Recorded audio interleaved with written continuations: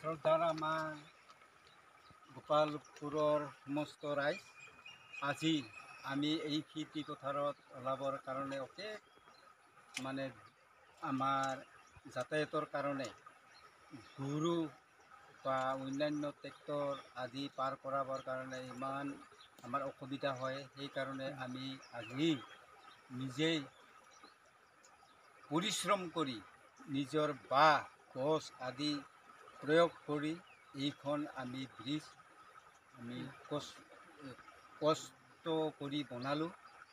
গতিকে আজিৰ পৰা আমি এইখন হোৱাৰ পৰা আমি সুচলভাৱে যাতায়াত কৰিব পাৰিম।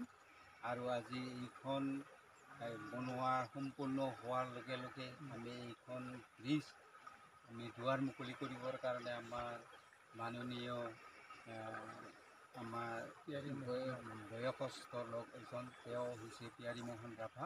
তেখেতক আমি টংগুৰি দলংখন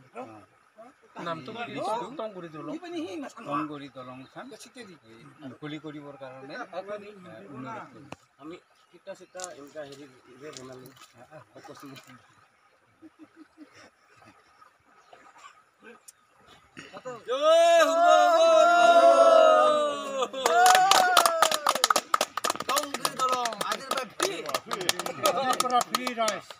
সকলোৱে আছে নাই ক'ব লগা একো নাই। আজিৰ পৰা ফ্ৰী। আপুনি ভাল পাইছে নাই? ভাল পাইছোঁ। আপোনালোকে সহযোগত ৰাইজে ওলাইছে, কাম কৰিছে। কেৱল আমাৰ এই কেইজন কাম কৰা মানুহে কেৱল মানে অহা যোৱা নকৰে, সম্পূৰ্ণ ইয়াত গোপালপুৰ ৰাইজ খাতাজুলি কি কয় মিৰ্জাঘাট ৰাইজে নিজে অহা যোৱা কৰে।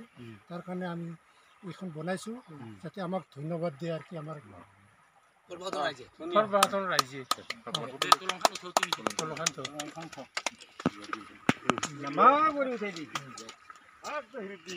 নেটত দিবা পুৰা নেটত মালা